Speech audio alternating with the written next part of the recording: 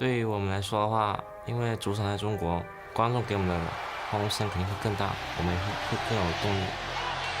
但其实如果输了比赛的话，我们压力也会更大，而且想要在中国留下一个冠军。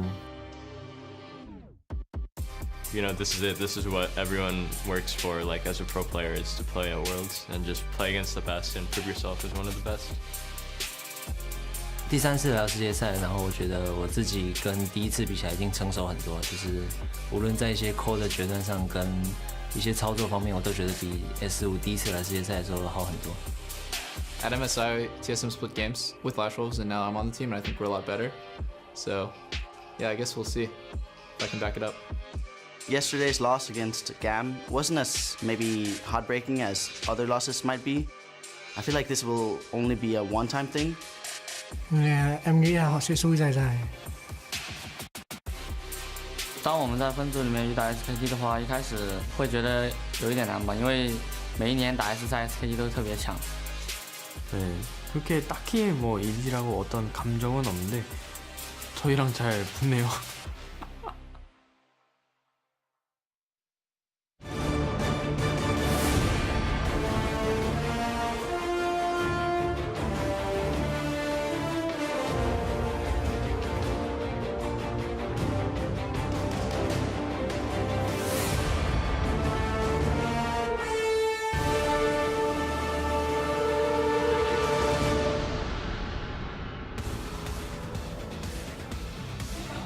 Welcome, ladies and gentlemen, to Wuhan, China for more battles in the 2017 Worlds Group Stage.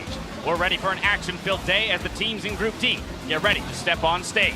Here, of course, you see all of the fans that have packed the arena today to watch our 6 games that'll take place. Plenty of fandom for the Chinese teams, of course, but we even heard some TSM chants earlier today. Some scenic views of the beautiful Wuhan, China, which is playing host to us the next couple of weeks. It's been a fabulous stay in the city so far. Look forward to the rest of the days remaining here for us. Of course, our international partners are also joining us. We've got China and Brazil here to cover and send it out to the rest of the world. Hello, and I'm James Dash Patterson here with Zach, Rusty Pie, Alberto Crumbs Rangifo, and Joshua Jat. Ladies and gentlemen, big day of games yesterday. We had a couple upsets, a couple surprises, but overall, very exciting. Are you guys ready for day 2? So ready, just so ready. The Ardent Sensor at first was a little disheartening, but then it just got blown right out of the water. We got to see everybody break the meta that really matter. GAM, DGAM, as well as Longzhu. Absolutely, those guys are rock stars. We're going to see the rest of the teams play out today. We've got our first view of the group stage yesterday with reigning champions SKT and AHQ Esports pulling ahead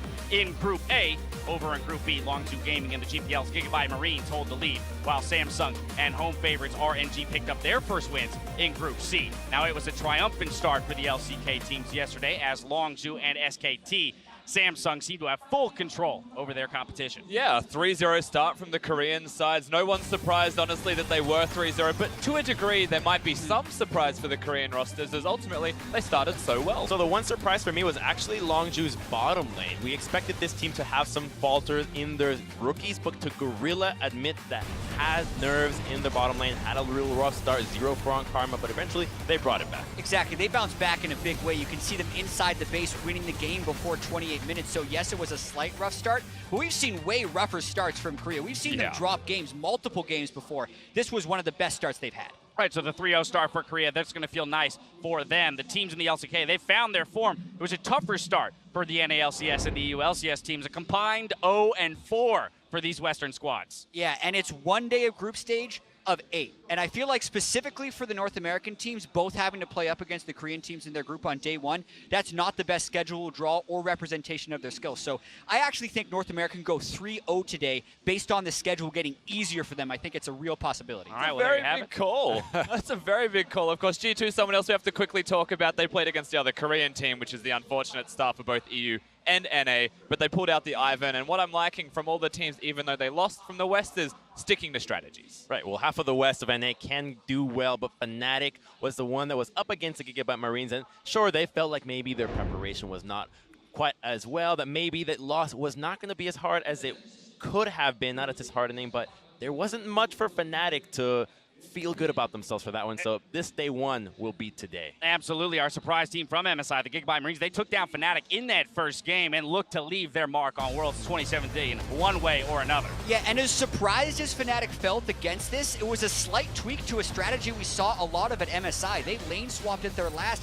major international event against NA and EU opponents. So they played it better this time. This was an evolution of the strategy because they had late game insurance in Ardent Sensor and Powered Trist, but they just actually executed very well in the early game. And the execution was coupled by tremendous preparation, looking at the draft, expecting what Fnatic would go with this Ardent Sensor meta, knowing how to play around their junglers, specifically Levi, always a carry for this team. And so when they're up against Longzhu today, I think that they have a lot more to bring to the table. All right, well, today it's time for the teams in Group D to start their road to the quarterfinals. Kicking things off with the clash between TSM and the Flash Wolves. From there, Misfits Gaming, they're going to make their international debut against Team WE before the teams in Group B and A step back on stage. And of course, it means that a Western team's got to get a victory today, dash in game number 3 when Immortals play against Fnatic. If nothing else, that's exciting for the West. Take it when you can. Yeah, guaranteed victory for NA or EU. And I do want to elaborate a little bit on my claim that North America is going to go 3-0 today, because what I saw from them yesterday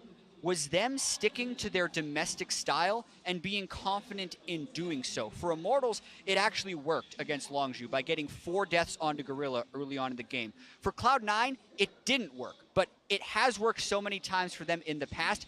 Faker is not going to be on every opponent team. I feel like it is much easier to camp mids in the rest of the group, or at least generate pressure through that area of the map. So from what I saw in the losses, I'm still pretty confident about their ability to win today. Yeah, the region style seems to be there from NA, and I agree with that. Of course, TSM, the one team we haven't seen, so the 3-0 still may be up in the air for that one, but I agree from what we've seen of NA and some of EU, maybe not Fnatic, they have looked like they've been able to keep that style on the world stage. Well, either way, it's about time for us to get into the game, so we've got Pastry, Kobe, and Vedius ready for our first game. And as we head over, Bjergsen tells us how Worlds has been a year-long process for TSM. I think during the split, a big meme that came up was like, oh, TSM is just practicing for Worlds, but that was a real thing, not just playing what was going to net us wins, but actually playing what might be meta by the time Worlds comes around, and we have to be able to play comps that we're uncomfortable playing or we're not used to playing or just doesn't play to our strengths at all. And that combined with always working on the root problems rather than, the short-term fix that's going to net us wins. I think we had a lot of grueling conversations within the team, even when we were winning, because we noticed small things that just have to be better. And it's very stressful in a team environment, but we recognize that throughout the entire split, it was like, it's not about winning NA, it's about going to Worlds and doing well. So I think our mindset this year has been a lot better for that. Thank you, Dash. I am Julian, Patriot Time Card, joined by Sam, Kobe, Hartman, Kansler, and Andrew Vedius Day. Kobe, good to have you here. And Vedius, congratulations. It's the first time you'll ever get to cast with me. You are welcome. Yeah, congratulations. Pastry what has an decided to honor bless it you. is. In all seriousness, the stage is set for the first game of the day between 2 of our summer champions, TSM from the NALCS and MSI semi-finalist Flash Wolves. With that, let's take a look at our competitors, starting on the blue side with Flash Wolves.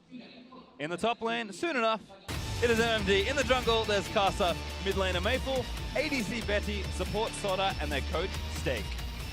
And their opponents are going to be Team Solo Mid, playing on the red side in this game. Up top is Hauntzer.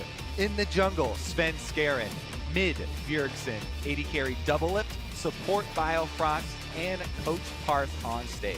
And like the Flash Wolves, TSM have dominated their region over the last years, winning the 2017 Summer Finals against Immortals. And it's the big rematch from the game at MSI that knocked TSM out of the tournament. I think that many fans will remember that final decider tiebreaker where Flash Wolves were able to come up big and were able to take that win. And I'm sure TSM are looking to get a bit of revenge. Definitely true. And TSM, there is a lot of hype around the team coming to Worlds. Talking about Summer, talking about all of the interviews that have come out of the boot camp around Korea.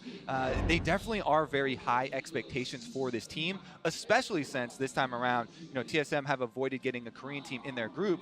However, Flash Wolves, slightly lower expectations and slightly lower hype for the team coming this year since Summer wasn't that great for the LMS. However, just recently, since we got here, we were talking to a lot of the players, and in the last 2 weeks, the boot camp here apparently was extraordinarily good for Flash Wolves, and so even TSM members are giving a lot of respect to these guys. This might be, the most difficult opponent for them in the group right now.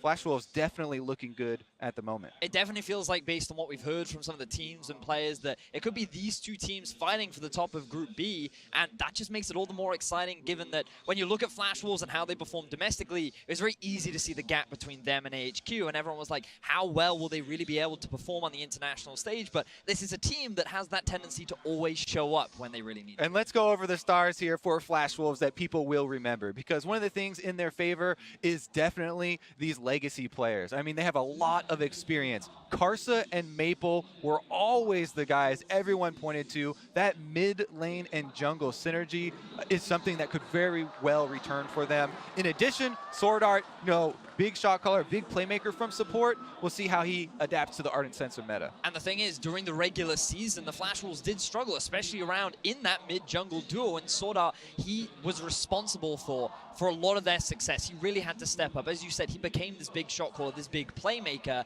and it's exciting to see how throughout the regular season, especially around playoffs, all of these superstars really came into their own. And I think on their opponent's side for TSM, we can see pretty similar parallels. Well, that is incredible, actually, juggling the hand warmers. Clearly feeling good before the game is started. But again, strong mid-jungle synergy and strong play from Biofrost, TSM support very recently kind of moving into this, into Worlds. So I think a lot of hype behind these two teams. Certainly disappointment from both of these teams at the last Worlds as well. So we heard it from Bjergsen, team looking to improve, but Flash Wolves, they're going to come out guns blazing as well. Right, and the other thing we heard from Bjergsen, this team is always eyes on Worlds. Their goals throughout the entire regular split is always practicing towards international competition. Because they have dominated North America so often, it's always about coming to Worlds, having a good performance here on this big stage. And there are high expectations on this group for them. Like we already talked about, many people seeing this as the group of life for TSM, but I feel like that over the last few weeks and how the meta's been developing, every team in this group sees this as the group of life, and there's the possibility for a lot of exciting upsets. And all of that could start today with this really exciting matchup. I think the most important thing to remember is this is the first time we will see these two teams for Worlds. Remember, two very strong teams, and I think if we are expecting them to be very competitive versus each other and vie for those top two spots, winning this first game not only sets your Worlds campaign in motion and starts off on a good foot, but beats an opponent you're probably expecting to struggle against as the tournament moves on. Yeah, these very well could be, as we talked about, the top two in the group. Team WE also in the group. They looked a little bit weaker in play-ins, but also have been improving into the boot camp. So you can't trust too much with all the boot camp talk and scrims and stuff. That's why we're so excited to finally get our actual test here on stage and see how they have adapted to this meta. Because as Bjergsen talked about, they practice a lot of things that could be very useful here, as we've seen so far at Worlds. Well, let's see what the preparation has brought these two teams. Flash Wolves on the blue side as we kick in a champion select TSM over on the red. Cogmore and Jarvan, the first two bans for Flash Wolves, and two marksmen on the TSM side, Kalista and Ezreal. Kalista continuing her trend of being banned all the time. Now what we saw from some of the European teams yesterday was banning away these big Ardent Sensor supports. Those are going to be left available, along with the Sejuani, which is another big ban that right now is still available for both sides. Sejuani as well as the Galio. And Galio, even after some nerfs, has been very instrumental in a lot of teams' dynamic play here and a lot of the objective control. That is something as well that TSM have put some more time into, so very well could be the case. I mean, you kind of want to get one of these three, right? Galio, Cho'Gath, or Maokai. Tanks on the field. That, in addition to an Ardent Sensor, is usually how you craft the more stable compositions. Also, Gragas on top of that, even though he did have a few nerfs here or there, still considered a very strong jungler. But it looks like Flash Wolves, they know what their priorities are. Yep, Xayah ban for Flash Wolves, Rise on the TSM side, and that means Sejuani, surprise, surprise, is our first pick on the blue side. So you've already got a really strong engage from the side of Flash Wolves. Karsa, he's not going to be bringing out that old insane invade jungle grave style of play. Instead, he's going to be going more for the front line, more for the tankiness, and just be that initiation for the Flash Wolves later into the game. And Sejuani is one of the highest, pick ban champions that we have in the entire tournament, and it was given up for these two bans, the Rise and the Ezreal, last two bans from TSM, targeting that Maple and Karsa combination. two of the champions that have emerged as really aggressive early combinations that you can get off, plus with split pushing options later. So TSM looks like the way they wanted to get those out of the way and then go kind of toe the line here for the meta. There's your Gragas Vedius, and they've got one of the premier Ardent Sensor users. Some people prefer Janna, some people prefer Lulu. It looks like it will be the Lulu here for TSM. Now it's interesting here that Flash Wolves would choose to prioritize the Varus over the Tristana, because typically you'd expect something like a Tristana Janna lane to be picked up from the side of the Flash Wolves, but they were expecting TSM to then go for the Varus Lulu bot lane, which right now is considered very strong, especially when you go for things like the Thunderlords on the Lulu as well to give you a bit of extra laning power. It does look like Flash Wolves don't want to give up, too much early momentum here. Grabbing that Varus as early as possible. One of the reasons also why Varus, is super popular right now, in addition to strong laning phase, is the fact that he has that passive for tank busting. Anywhere that you have max percent HP is really good in the meta right now, because a lot of the team compositions are built to work their way through tanks, then to the threats behind. Now the only big pick that I'm looking at moving into the second half of the draft is Syndra. Both these mid laners love the champion, very comfortable for both sides, and it's a big playmaker to set up both mid laners to allow their junglers to come in and gank. Well, as we have moved into phase 2 of bans, a quick recap. Taric for a tanky Ardent Sensor user on the Flash Wolf side, and the expected Trist there for Doublelift. Galio is the next ban here for TSM, taking that away again, likely from Maple, but we have seen it top, and both these mid laners very proficient, very good, and will share a ton of powerful champions like the Syndra you mentioned as well, Vedius. Yeah, I actually am a big fan of the Sejuani and Taric combination. Sejuani can try and start off the engagement, and then Taric with the ultimate buys a lot of time for both melee champions to try and stack up the passives for Sejuani, and try and get a couple more of those procs, really working with that synergy. We do have a lot of solo lane picks here left up though. Looks like for now, it is going to be some of the bullies in the top side as Flash Wolves decide to target Hauntzer here with that Jace. Now bear in mind, Cho'Gath and Maokai both still available, both very blind pickable as well, and that seems like a bit of another respect ban going over towards Maple. Yeah, Maple has used Vladimir very effectively in the past, and it's a huge team fighting champion. Very good to scale into later. Pretty good with Taric, as it turns out. Diving into the back lines. Flash Wolves, though, one ban left here in phase number 2, and TSM, of course, will get their pick of the litter as we come out of this phase. So Flash Wolves, where are you going with this final ban? Kassadin taking a solo lane champion away from Bjergsen. Now they're definitely looking at a Corki right now for Maple. It's one of his most played during the regular season. He only played it during the playoff final, and with the Kassadin ban, it's basically saying, okay, that's one of the counters, we know what we're going for. Talia also an option here if they wanted to try and get some of that roaming gameplay through.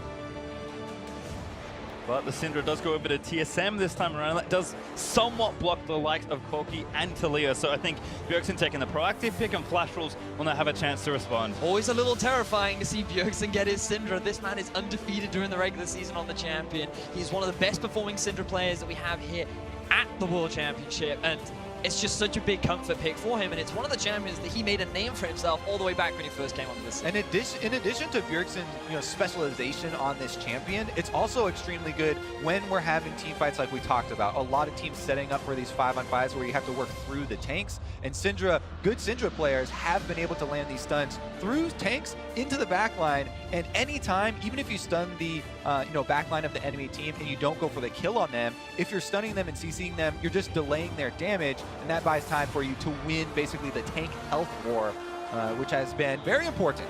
Well, we have a Cho'Gath there, and we're kind of expecting maybe a Makai as Biofrost having some fun with the crowd, flashing the likes of Garen, but it will be Gnar locked in for Hauntzer to kind of solidify that front line. So they're giving a power advantage in terms of the laning phase up in the top lane and down in the bottom lane for TSM. So Svenskeren, he has a few options of where he wants to play around the map, but it feels like this game, they have so many lanes to play around. You also have the Syndra set up in the mid lane. Like, they're looking potentially for a couple of early game plays with the composition that they've drafted. Definitely is a lot of crowd control for the Flash Wolves on the bottom side post to level 6.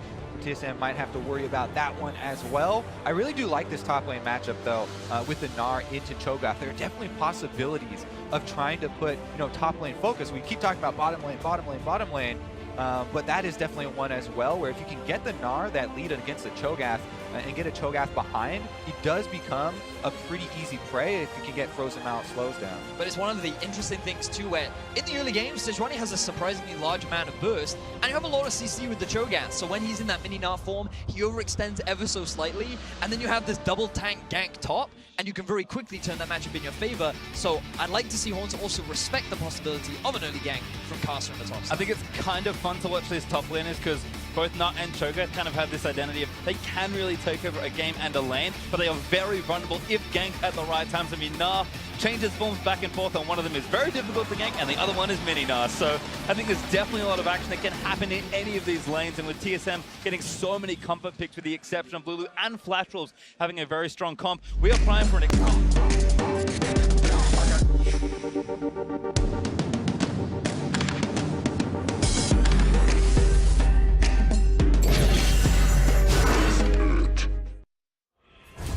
Well then, let's see what happens here. Flash Wolves and TSM are taking to the Rift for the first time here in Worlds 2017. Not the first time these two teams have played against each other, and not the first they've been to Worlds, but it will be their first encounter here for this tournament. I'm really excited for this game. I'm really going to be paying close attention to both junglers and both supports. I feel like they're going to be extremely impactful in terms of how the early game plays out, because typically when you look at a team like TSM, throughout the regular season, they've been known to play more of a defensive early game style. They're much more focused and look to make more of the plays towards the mid and late game once they've gotten a few items under their belt. And I think that with the composition that Flash Wolves have, they're trending towards the same kind of style. Yeah, what you're talking about here is something that TSM members during the regular season were pretty outspoken about, changing their focus. People will remember this TSM roster from last year at Worlds, and going into that Worlds with just absolutely very fast game times, smash the region, and we're just looking to power through games basically. But after that, and after the defeat there last year, TSM made a conscious choice to focus a lot more and practice on coming back in games and winning games where something went wrong early. So that led to a lot of these longer game times and more sort of thoughtful mid games. And when you look at a team like Flash Wolves, they've just been so dominant within their region, especially around playoffs, that they've been able to get a lot of their leads during the early game and especially during the laning phase. And against a team of TSM's caliber, I feel like that they're just going to have to slow things down. And especially with the way the current meta plays out, with the composition that they've drafted, we're going to see a lot of team fights later on to the game. Well, certainly a bit of action here on the bot side. SwordarT and Biofrost going back and forth, but a lot of damage being done there to Bio. SwordarT with that passive getting some early damage, and it is interesting talking about all these carries and just thinking that SwordarT and Biofrost have done so much work for their teams. They love to get active around the map, and it's uncensored this time, but you never know what can happen. Exactly. I mean, we were talking earlier about, oh yeah, SwordarT, and he does so much for the team, and he likes to create a lot of plays and roam around. Biofrost actually has extremely low AD carry proximity as well, the lowest of any support at the tournament. So, even from his side, it's going to be a bit of a shift here. Now, everybody's just on the race to Ardent Sensor, because first support to get Ardent Sensor, if you can get an entire back before the other support, then that can turn into a tower, a dragon, in first rotation. And I feel like you're very correct, Kobe. I think that we're going to see a high priority in trying to get this early on sensor, but I also just know SwordarT, and I feel that even though he's playing on this Taric, I wouldn't be surprised to see him rush early mobility boots, look to try and make a roam up mid lane. And I just feel that when you have both these supports, they're just those kind of playmaking style players. They're always trying to do something that can get their team that slight edge, which makes this bottom lane so exciting. I know your heart wants it, but the Ardent Sensor draw. It's very true. It's very true.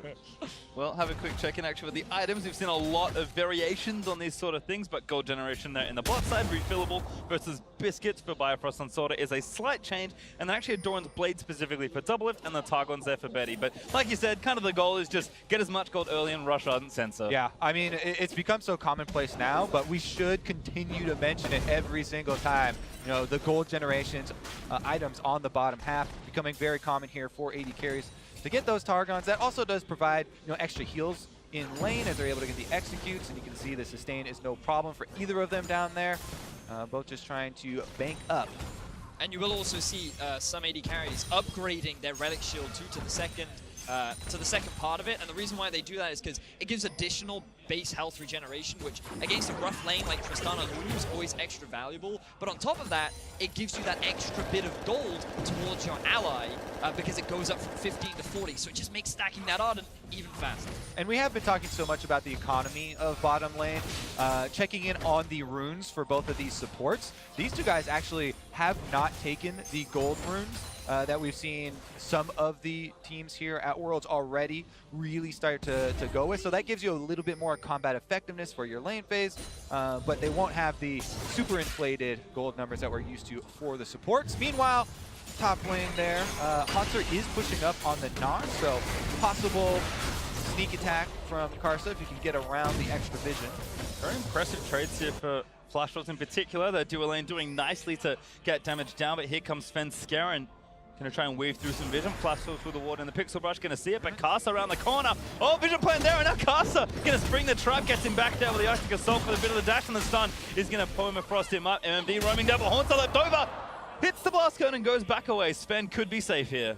Yep, Sven's going to continue the invade because they just forced Maple's recall here. You can see the Corki pushed in and wants to get his base off. That's why Svenskeren can continue this invade. They have the extra information, and the teleport now used. Going to be time to exit. Wave right there, so Maple able to scoop up this CS despite having to take a recall. Bjergsen 10 ahead, although Maple will catch up. As he teleports back to lane. Bjergsen, though, with the last chapter now ready to go, so already building up some early lane pressure. And now Rupture lands in. Hauntzer, though, gets some damage down. One more auto needed, but can't quite proc Hyper again. And so far, the laning phase going very much as we expected. TSM have three very strong laners with the Gnar, the Syndra, and the Tristana Lulu, and that's why they're starting to build these slight CS advantages along with the slight gold advantages during the laning phase. That's right. We have about 100 gold advantage for Doublelift over Betty at the moment, but then there's a slight gold advantage as well for SwordarT over Biofrost down there. Do the extra gold given over from the Targons, and it's a little bit close, but TSM slightly favored as far as the bottom lane gold right now. And when you think about TSM, and again, going back to their regular season, they're not afraid to play when they have a minor deficit. Like, usually, in the majority of their games, they're either going even or slightly behind. They don't try and force a huge amount of plays in the early game because they do prefer that defensive style of play. And the fact that they have strong laners right now and they are keeping that neutral game the way it is, this is very much a game plan and a play style that TSM is very much using. Yeah, this is what the game right now is what you get when both teams opt into the focus on trying to farm early for the less volatile early starts here. This is group stages, the first game for both of these teams, and we're approaching level 6 here for the junglers as well. That's where you get a bit more playmaking. Currently though, TSM should be able to take away this blue no problem since Karsa was in base on the Sejuani, and that will be one step towards getting Bjergsen a bit of an extra lead there in the mid lane. Yep, really nice team invade there. Bjergsen needs one more auto. Does grab it though. Patience doesn't quite run out. Yeah, that's what you have to watch for is the bar at the top, the patience bar. Yes, the blue buff will run very quickly, but it won't start regenerating the health until it loses complete patience. Now, we can also actually see 4 members move towards the bottom side of TSM's jungle. They have 0 vision right now, but it feels like Doublelift and Bio, they're respecting the possibility of this map moving. Given that Paymall's, he's already missing from the middle lane, and with the vision that they've set up in the top side, they don't know where Karsa is. So good respect from the bottom lane of TSM. Yeah, the communication is definitely there that it's a possible blue trade. Currently, though, Flashwolves just move in for the vision, place the wards down, and Karsa has backed off probably to get the Scuttlecraft first so that you can have that extra speed to run away to, if things do go wrong. But having seen the extra recalls here and with all the vision, he starts it up. Collapse here onto the blue, though. Potentially Sven is going to check this. This might not available for him, though, so maybe he can bluff it. Have to see. Karsa should be okay with this one. Bottom lanes are roaming up, but Sven might get stunned. TP in action from MMD. The stun is going to land smite onto the blue buff. Bjergsen also there. Sven forced to flash out of his own jungle. Blue buff goes to Karsa. I don't know about forced. He does flash at the end there, but a little bit jumpy. The teleport was canceled for MMD, so it turned out there was going to be an exit path, but you can tell how first game of Worlds for these teams, they do not want to give up first blood. And Sven does have to blow his flash there, or does end up doing it regardless. I feel like he was just showing a lot of respect to his opposition. He realized that, oh, okay, bottom lane is also roaming up. You also have the top lane TP. You don't want to run into the risk. Yeah, but now he's going for a play after blowing his flash, so it is a bit risky on the bottom side. Gonna have to give a lot of respect to Karsa once he shows. Karsa's still there as well. Sven snuck around the speed shrine vision, but hit a control ward trying to get out of the way. So Karsa's still holding court here on the bottom side of the map. Certainly has reign of this area. Again, solo lanes for TSM still looking good, but the bot lane assault's kind of mounting here for Flash Wolves. And we should also, bring up the summoner spells for mid lane, as the teleport was on display for Maple earlier. Bjergsen has opted for the cleanse a lot because of the Sejuani. But also, later stages, the Varus ultimate is going to be something in mind. Also keeping an eye on itemization, especially between the two AD carries. That's a Berserker Screws Varus. But this is a BF Sword Tristana. Probably likely that the Flash Wolves bottom lane not going to be looking to go for that many early aggressive trades, especially when you have such an AD advantage over on the other side. Right, what it can also do, with the extra move speed, there's a very big discrepancy between a Tristana who's trying to get the BF sword spike, so no boots at all. Even with a Lulu on your team trying to speed you up sometimes, this Varus is going to have extra movement speed to try and get into position to hit that ult. And we talked about the post-level 6 crowd control of the bottom lane here for Flash Wolves. That's a possibility to keep your eyes on if they wanted to try and create a play. And I love the early magic resistance coming out from Maple too. You can already see he has the components towards getting himself the Hex Drinker, still showing a lot of respect towards Bjergsen, doesn't want to run the risk of getting bursted out again because he is running that TP. He doesn't have that defensive summoner spell, and he's just saying, all right, I know how hard Syndra can hit, and I'm gonna avoid it for as long as I can. Yeah, it's no Bramble Vest, but I like it much better. Certainly a necessary precaution as Maple kind of zips around some vision. Bjergsen looked bot, but was spotted by a nice controller just to right of mid. Bjergsen again still kind of getting a slight CS lead here, but now going to go back and probably finish his first major item around Hauntzer. Has been the standard for a while, so should have enough money now, if not very soon. Doublelift still playing up. Betty going to back off the charge and against SwordarT, healing him up, keeping him safe, and kind of this bot lane parity continues. Now the only other thing we need to keep our eyes on is the potential swap from bot up to top. And the main reason why we're likely to see that is because the early dragon on the map is the Cloud. And in terms of priority, teams are going to be looking at that Rift Herald to give them that early tower advantage. And when you have this pushing power of the Gnar already in the top side, it means you can send the Tristana, who is great at sieging towers, along with the Lulu on a good push, and maybe take that first tower top and very quickly translate it into an early Rift Herald. And it would make sense from TSM. It's about whether or not Flash Wolves want to try and react to that play, or if they just want to try and trade it on the other side of the ball. Pretty incredible amount of attention being paid to this bottom lane as well. Karsa and Svenskeren once again swept their way down there. But a couple wards there for Flash Wolves, making that a little troublesome. Still TSM holding strong in their solo lanes. Mid's okay, Bjergsen up 10, but Hauntzer actually has a nice lane lead of 20 CS and the Cull ticking down, so really investing in his mid-game power. Yeah, it's worth bringing up the wards that TSM have invested. Those control wards on the top half of the map have been there quite a while. TSM have invested several of them, and they've been moving them around a little bit, but that has allowed a lot of extra confidence here for Hauntzer on this matchup. As you mentioned, the Cull is actually pretty close to popping there. Only 36 left for it, and we'll see if the game does start to kick off after that. And we talked about the priority on the Cloud Drake. It feels like Flash Wolves, they've got their eyes set on it. We were just talking about how TSM have all this vision invested topside. It means the bottom is completely dark. And Flash Wolves, they're taking advantage of this. They don't have much deep vision, but they do have full control around the river. And having this bit of early game mobility will be a nice advantage. It also opens up to the possibility of maybe another strong Drake afterwards. First Drake looking good there for Flash Wolves. They'll happily collect the Cloud, but that slight gold advantage in bot lane actually paid off because SwordarT had the sensor for a potential fight, and Doublelift is in trouble to get out of the stun after jumping out, but the Taric corruption is perfect. Lulu barely here in time as Doublelift's trying to flash out of the way. The Buster Shot already used, and Doublelift lives through it. Yeah, and on the top side, TSM had made a movement up there, but Betty and the Flash Wolves are sticking around on this bottom turret that are trying to get the bonus gold. They don't have the minion wave to continue the push though, and TSM, they're going to use this as an opportunity to take away some of the enemy jungle camps, but Flash Wolves, their eyes aren't getting that first tower. They went for the Drake. TSM should have been aware that Karsa was in the bottom side of the map because it was visible. Everyone knew that the Cloud Drake just died, and they were playing a little bit more reserved, but Flash Wolves, they make the play anyway, and they're going to get the very first tower of the game. SwordarT powering all his teammates, looking good as Hauntzer gonna get a TP out of Maple. Actually, he's got the package. Hauntzer about to transform, but he got the turret very low. This is an interesting call here because both teleports are topside now. TSM are bringing 3 people. They could try and force. Might go for a play here, but Maple quite strong with 2 items and a Hex Drinker. Trinity Force not done, but it might not be enough. Hauntzer, Mega Knight gonna threaten them off the turret, and TSM will make an eventual trade. Bot outer for top outer. I like the TP up top from Maple because it avoids the risk of their top laner dying. They still have the ability to get the collapse or make the cross map play rather with MMD's TP as well. And I think that the whole move was very defensive and good. But the teleport didn't get them anything. They could have equally saved the top laner by just having MMD back away from the turret and seeding it. The tower did go down anyways. Regardless though, Maple's going for some damage on Bjergsen. Got the packet as well. Might be able to threaten something under the turret. Bjergsen gonna have to play safe.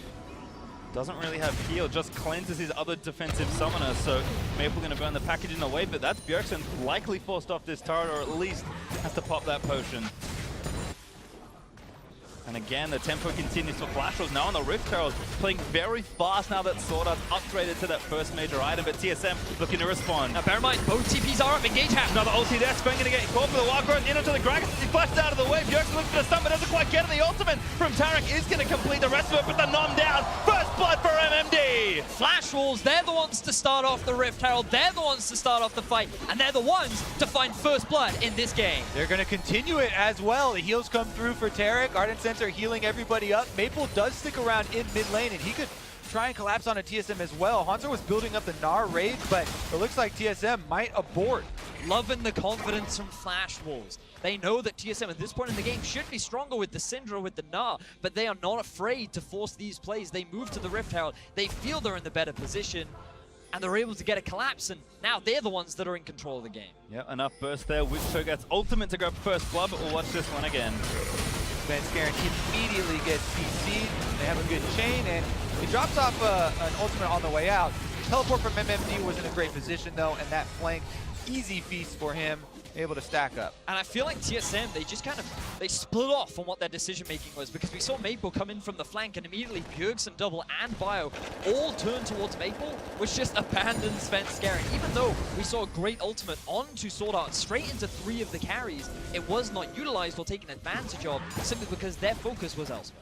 And right now, the Varus with the Rage Blade completion on that single item does have a pretty decent spike, whereas Doublelift went for the Shiv first, for the bigger AoE, the bigger minion clear, and is working on the Infinity Edge next, but it's going to take a while for the extra multiplier to come through. So Flash Wolves are feeling pretty good about their position here.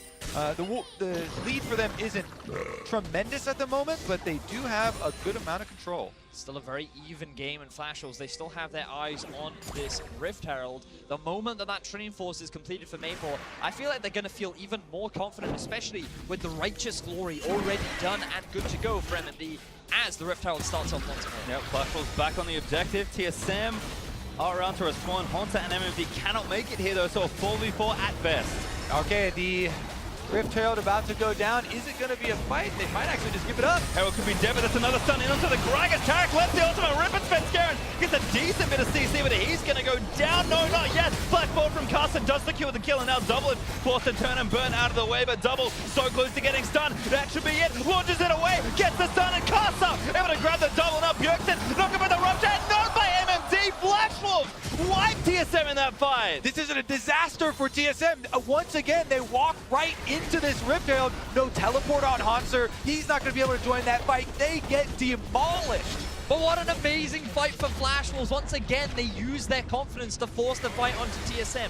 They punish the overextended Sven, and they're going to translate this into 2 very swift mid lane towers and extend their gold lead to 4,000. We talked about how Flash Wolves, they were considered to be weak initially coming into Worlds, but after the last few weeks, confidence has been building. The other teams say you have to respect this team. And once again, at an international tournament, Flash Wolves, they're here to play. Can never count out a player like Karsa once again snipes Svenskeren. All right, so they're going to get the stuns here on the Sven, and he does get the ultimate from Lulu to delay this and give him some extra time, but they're still on the chase. Maple's dumping out the damage. Karsa on the front line, able to get Doublelift cornered as well, and they clean up the AD carry afterwards. And you can see the two top laners, MMD, he gets to the fight so much sooner than Hauntzer is able to, but the damage has already been done.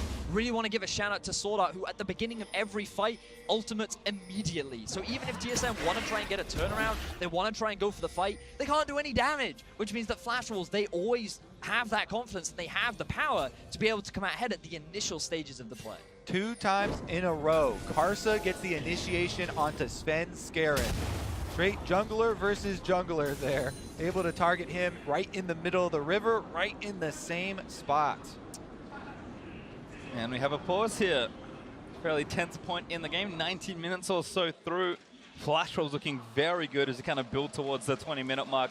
Gold lead has grown into about 3,000 now for the team, and still fighting over that Rift Taric, which has less than a minute to live. We'll see if either team can grab it, but again, you have to credit the coordination for Flash Wolves totally as a team winning those fights, but of course, the man leading the charge is Karsa and his Sejuani, which maybe we're starting to see the reasons it's been almost 100% presence this tournament. I mean, people are well aware of the reasons for months now of Sejuani topping the charts, both in solo queue as well as competitive. And that combination with Taric is really on display as well, because immediately as the initiation from Karsa comes out, SwordarT is very quick to follow. Taric ultimate is down, so they have the full confidence to chase and try and get those passive procs. But I also love the fact that Flash Wolves, they're just utilizing the strength of their composition, because typically you'd expect, oh, okay, Syndra, Gnar, Trist, these guys are all pretty strong in terms of the early game. If you want to try and fight this, it's going to be very difficult, but Corki, he only really needs the Sheen, and if you add a Phage in there too, he's going to hit a very valid power spike. The Rage Blade on the Varus as well. This is a strong AD carry, or a strong point for the AD carry, especially when your opposition is working towards that 2-item spike. So Flash Wolves, they recognize they can force fights. They know that at this point in the game, they should be stronger, and TSM, rather than just concede objectives, are always trying to challenge them, and it's just Flash Wolves every single time getting the better of them. It does feel like at this point it is tough to win team fights given the front line that Flash Wolves are kind of built up early. Again, we do have that pause. Flash Wolves, I believe, have called for it, so we'll see if we can resolve the issue nice and quickly and pop ourselves back into the game. I think TSM may be struggling at 2 different points here. In the top lane, Gnar, much more of a 1v1 focused side lane champion in the early game, and of course that Black Cleaver potentially moving into another item like the Frozen Mallet for Hauntzer. We'll have to see. On the other side for Doublelift and his Tristana, also kind of doing the same thing where he does need a bit of lead time to really build up towards 3-4 items and truly unlock as a late game carry. As we move on as well, the initiation from TSM is going to be a bit more unreliable and require some more coordination. Gnar and Gragas both require some precise movements to try and pull off, so we'll see how this does develop. Flash Wolves with that healthy lead here in the mid game. Going to look to probably transition up to the top side, get that last turret that really opens up the map. Then they can start flooding through with the vision. And also just like going a little bit more big picture, while the game has been very Flash Wolves favored, we'll also get this opportunity to see more of the resurging picks. Number one, we're like, okay, we understand why Sejuani is picked or banned all the time, but also Taric. I know Dash on the desk is going to be super happy about this. He talked so much about how he thinks it's a very strong support, and how when you think about the meta, everyone's like, okay, Lulu, Janna, those are the 2 Ardent Sensor supports that really come into top tier. Karma maybe is the next tier below, but Rakan also up there. Even better when you compare it up with the Xayah. But then like, oh, okay, what else can you put up there? And teams have been innovating with the Taric. We did see it come out yesterday and had a lot of decent success. And now we see the Flash Wolves experimenting with it. And it has a surprising amount of lane power. It has a huge amount of utility in team fights. And it just makes things so awkward for the enemy team to do. Because what do you do when you do no damage to your opposition for so much time? And I think one of the big things there is the things that they've paired with it as well. I think you can't just shove Taric into a team comp and hope it's going to work, but I think a lot of the comps that are being played currently in the meta do certainly suit this type of pick. And again, we know the known quantity in Sejuani. We're maybe discovering the new quantity here in Taric, and that pairing combined with another frontliner here for MMD, Flash Wolves can just start fights without having any fear. You said it already, Vedius. The most important thing is that SwordarT is pulling the trigger instantly when the fight starts. Because if that ultimate's late, it's awful. But as soon as it happens, you saw what Sven did. He just threw out his ultimate and ran away. Because what can you do when the entire team is invulnerable? The answer is nothing. Depending on everyone playing at home, which is why it's so good. It does feel like TSM, they're struggling to find that right fight for the time being. And bear in mind, they can still scale very nicely as the game progresses. I am looking at this Tristana, and let's just have a look back at how this fight all played out. All right, so right in the same spot here, they get the double stuns onto Svenskeren to start it off. He's able to get his Scourge of the Colossus shield as well as Biofrost getting the shields on him, but as you see, the flash forwards, immediate chase there from the Flash Wolves, cornering Doublelift as well. Yeah, but you really need to keep your eyes on Bjergsen in that fight as well, because he only landed his stun onto Taric. He was not able to get any real damage onto the backline again because of the Taric ultimate, and it felt like that he came into this fight and he's like, I can't do anything, and I'm just, it must be so frustrating to be in that situation when you're prepared and ready to fight, but then a single ability just dissuades your whole engage. It's kind of funny in that both the mid laners are actually kind of waiting to get to a point where they can combat these big tanks a little bit more. Maple hasn't even finished his Trinity Force yet, still getting to that very important point for him, kind of delayed his build slightly, going for the Hex Drinker and powering up his landing sets more. And Bjergsen probably needs a Void Staff, and Leanders will also be crucial, which I believe will be his next item, judging by standard Syndra builds, that he can really start to do some damage to the tanks. But until then, Taric, Cho'Gath, and Sejuani reign supreme at this point. Yep, just want to reiterate my theme of the reliable crowd control. The real big standout for Flash Wolves has been their use of the crowd control 2 times, locking down Svenskeren, being able to layer those CCs and those stuns has secured them this kind of lead and enabled them so much more control. That's why, like Betty, you're talking about TSM looking a bit uncomfortable in their setup for a lot of these fights, and it's because of that unreliability and the lack of CC that they're able to get out at the beginning. Because the ideal situation for TSM is maybe you have a Hauntzer flank with the Svenskeren engage at the same time. In that setup, unfortunately, neither top laner had the TP to join the fray, but also we're yet to see Hauntzer really be one of those initiators for the team. All of the reliance has been on Svenskeren, and Flash Wolves have said, we'll engage on you before you can engage on us. This being said, TSM do have the Tristana, which is going to gain more range and trying to get to that Infinity Edge for the real damage to start to come through. So they still have that to try and bank on, and they can try and play defensively and farm up until that point. And just a quick update again, Flash Wolves asked about the lights. Apparently, bit of an issue, maybe some glare there. So making sure we get that all sorted out. The players have been given permission to talk, given the pause has gone on a little longer than perhaps we'd expect. So, they'll have a time to kind of talk about the point in the game for Flash Wolves. I'm sure they'll be hitting on a lot of the stuff that we've already gone through. Their game plan seems to have been executed nicely at this point for TSM. Likely talking about, okay, we know kind of where our insurance is, where our late game is going to be, and where kind of how we want to transition through this mid game, and likely talking about, okay, we're behind, but not that far behind. How do we get to that point where Doublelift and the rest of TSM can take over? But it also gives us that opportunity to recognize that Flash Wolves is no pushover team. They came in as the pool 1 of the group, and right now they are displaying their dominance as in their debut match of the World Championship group stage. All right, well, back into the mix now as Doublelift and Maple squaring off there in the top lane. Again, Rift Herald still on the table for not too much longer, but looks like Flash Wolves have decided on the Drake instead. This is a potent 2-man Drake team as MMD, if he wants, able to feast it away, but gonna leave the job to Karsa instead. And you can just see the prioritization of vision from both sides. Flash Wolves, they've got a lot of the entrances towards the Drake entirely warded up around the mid lane as well, whereas TSM, they've got their eyes set on this Rift Herald. But I don't think Flash Wolves want to give this up without a fight. Very well could be the case. Teleport is ready once again for MMD. Might be a little too risky. Sven also has to get it, and again he gets ulted, not going to pick it up. Actually has to run out of the way. They did get the kill credit, but now Sven has to go back and get the buff. He does manage to collect it, and TSM no casualties this time. And the kill was just in the nick of time there, because the Baron was coming through to kick Rift Herald right out of the pit. They barely are able to get it in time and pick up the eye.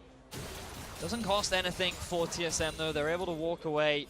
And we just want to highlight as well, the thing about TSM is that even when they're at these kind of deficits, during the regular season, they demonstrated that they had a good job of being able to come back. Their mid-game decision-making, their ability to force fights, always seemed to shine as the game progressed. And it just ties back into their whole goal for the year, which was about preparing for Worlds and realizing that, hey, we might not always win the early game, but we're more confident now in our ability to turn things around later on. All right, Betty, if you're setting up comebacks here for TSM, let's look at the turret count, because that could go a long way in also bridging the gold gap. The Dragons, though, are something Flash Wolves will be able to hold on to. MMD goes on to Hauntzer, though, in mini form. Yeah, Hauntzer has to know something's up, because this is about to be a solo kill. Flash out of the way with the hop. It's going to land on MMD. Hauntzer flashed out of the way and gets the kill. Now turning on the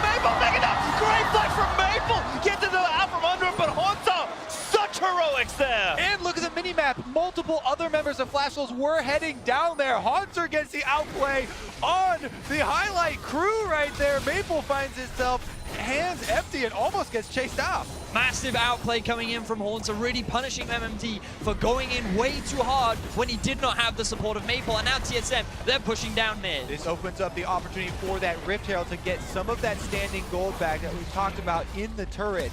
This will go a long ways for TSM, but they're not out of the woods yet. And we just talked about TSM's ability to come back. And part of the reason why they're able to do it is because of their individual performers, the star players. And usually you look at players like Bjergsen and Double, who you can never afford to underestimate. Hauntzer up in the top lane. A little bit about the build there from Hauntzer as well enables it. You know, you want to build flat health versus the Cho'Gath for the ultimate. Yeah, you know, the Vaporal spikes are going to do some percentage health, but Hauntzer had just enough to survive and then get enough rage to transform for his fight with Maple. So he barely is able to get, you know, the victory off of one fight and turn that into an extra flash blown by Maple, which should probably be counted as another victory. Yeah, I just wanted to add there, Kobe. Look at all the summoner spells that were used from Flash Wars. 2 flashes, both from MMD and Maple, and even the TP on cooldown for Maple, while Hauntzer still has his TP up and available, which means the TSM, they've been able to claw some of that game back. But let's have a look at how this play happened. All right, so there's one of the summoners you're talking about, the teleport used at the start of it.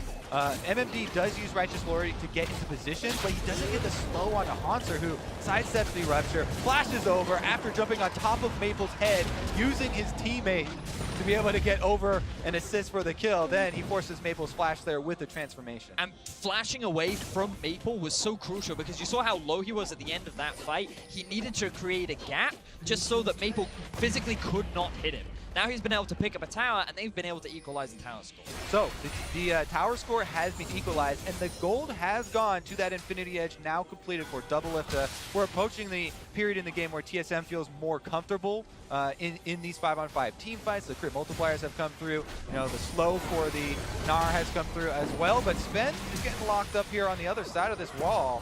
Respectful flash there, but Karsa over the top. Bjergsen comes up on MMD, looking for a fast flank, a huge chain of corruption. Almost gets the team, and Bjergsen is going to get knocked down the wall. Growth is going to save him as Sven doesn't have time to cast it. Bjergsen still living for a little while longer. Scanners the back in and kills SwordarT. Bjergsen still alive as Hauntzer about to go mega.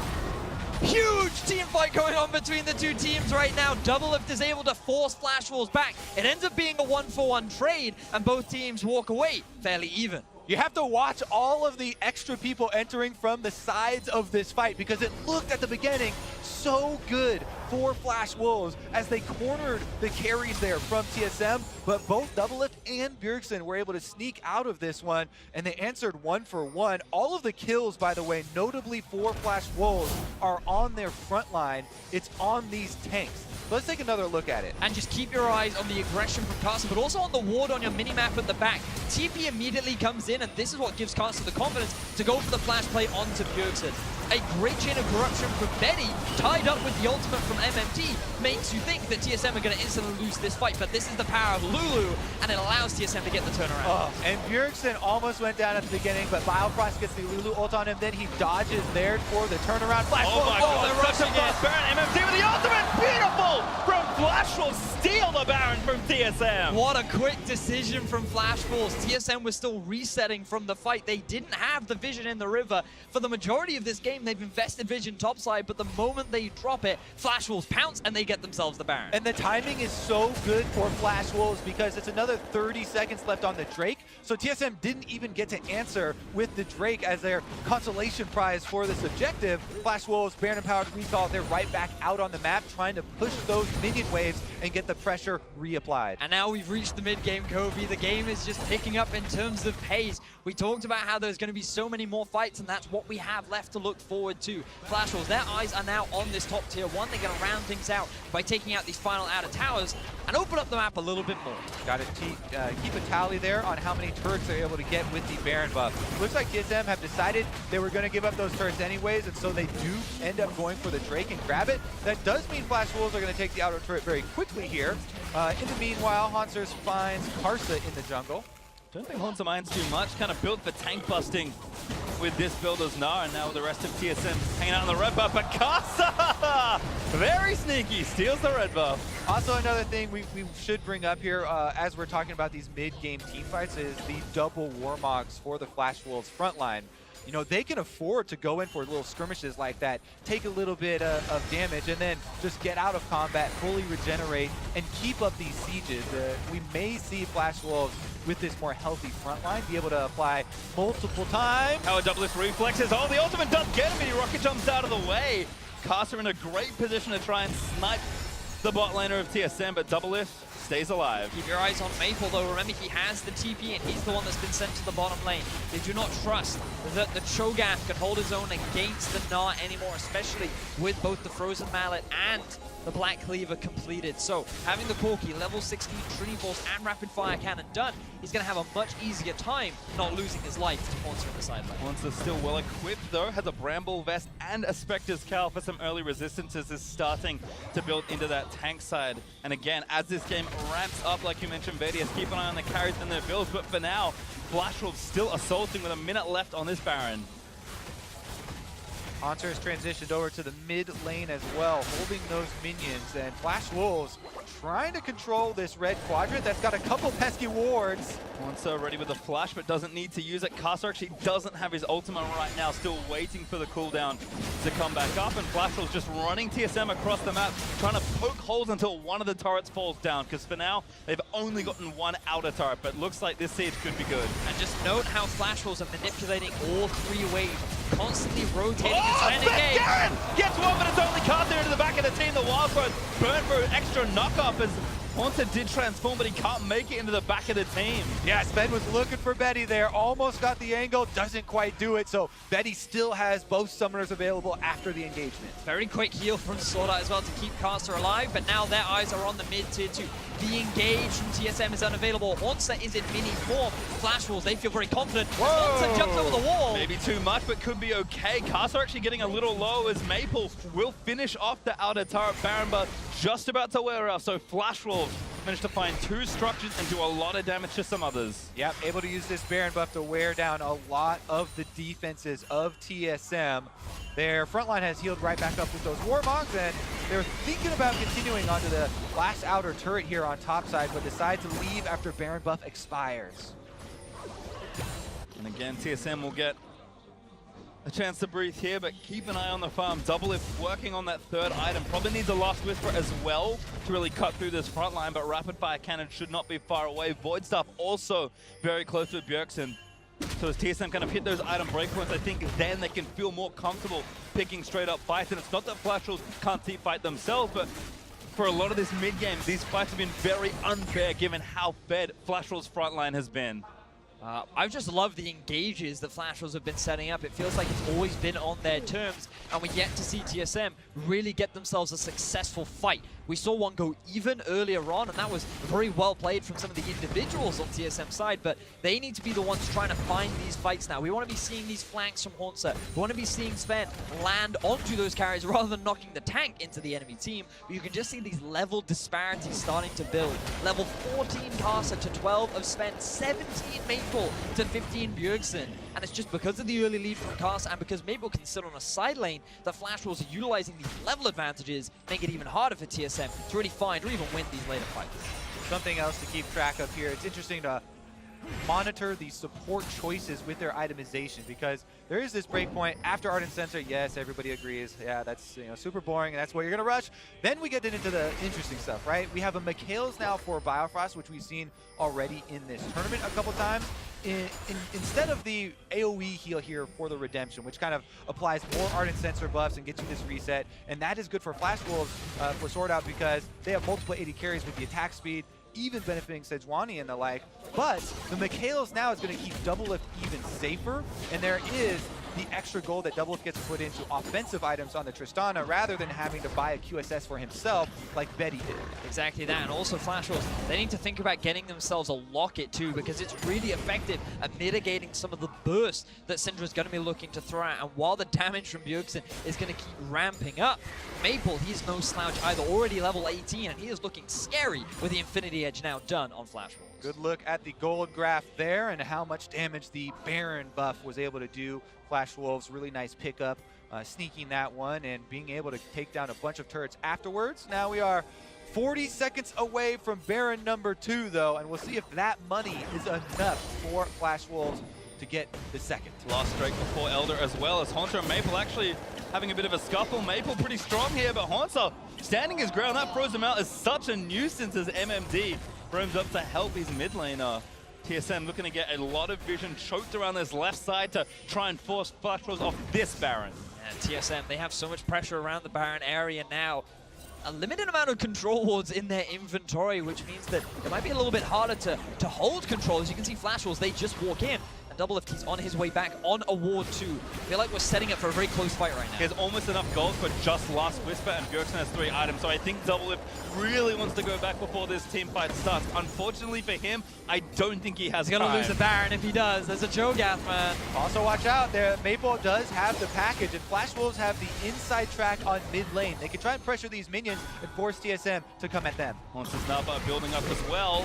A fight is primed here as a huge stack in the bot side has also been prepared by Flash Wolves. TSM need to make a decision quickly. Well, you can see what they're doing. Bjergsen and Doublelift went for the minions, and they kind of cut off the reinforcements, the supply line for Flash Wolves. So now we're just left with a bunch of champions here middling around this brush as we see them both drop control wards into it to try and take it. Package is worn off as well, and Hauntzer needs to rebuild his rage as he dips below 50%. A very tense back and forth, but again, the side lane still winning in the bot lane for Flash Wolves. One of the big differences too is that the stun does land. One of the big differences is that rapid fire cannon built for Doublelift. Every time he's able to walk around and charge that one up, then he gets this extra long range shot to go for some harassment on Flash Wolves. Problem again though, those Warmogs heal the front line right back up. Ardent Sensor now on the Baron. Yep, Hauntzer forced the TP. He went to answer that side lane, but Flash will start the Baron up again. They're going to stay in the pit, maybe a little too long, but now pulling away after burning Hauntzer's teleport. Exactly that, Pastry. Flash Wolves, all they wanted was the side lane TP from Hauntzer. Flash Wolves now have 2 teleports themselves. They can maybe send someone off onto the side and start a play, or they can just continue to hang around the Baron as they started off once more. Might as well go for it here. Vision in the pit there, but this Baron dies so quickly for the Flash Wolves. TSM looking for its spin. Gets stunned up on a Mikhailson. Bifrost is beautiful. Big stuns in the backside there. For the ult from Taric, Burton, the fight resets. SwordarT uses the redemption, and Flash Wolves back off the Baron. Fantastic stun from Bjergsen, the man in the mid lane coming up clutch as Flash Wolves are the ones in control. Oh, Maple! Now TP on the bottom lane. They're going to race though. Doublelift is going to push down this turret while Maple is going for the inhibitor turret. Maple should be able to get this. The wave is there, but TSM needs to get back. 3 caught in the mid lane as MMD pops the righteous glory. He's got the stone plate. Maple gets the bot side turret. TSM scattered here. Flash Wolves want to stop these back so that Maple can actually get the inhibitor turret, but Hauntzer got his off. But the moment Hauntzer goes back, that's when Flash Wolves now go, we want to now start off the Baron. You've only got 3 members. Doublelift desperately wants to back to buy, and Flash Wolves are back on the Baron. Double has 2,000 gold sitting in his inventory. TSM just cannot make Flash Wolves take their foot off the pedal. Again, they back off the Baron after a feint. Hauntzer forced to walk from bot lane to mid lane just to make sure nothing goes wrong. And finally, it feels like Flash Wolves will give it up for now. There's still a giant minion wave in the bottom lane for Flash Wolves. Doublelift purchases and is able to go clean it up now and finally got his last Whisper. Meanwhile, Hauntzer on that Mountain Drake to even them up. 1 cloud, 1 mountain apiece.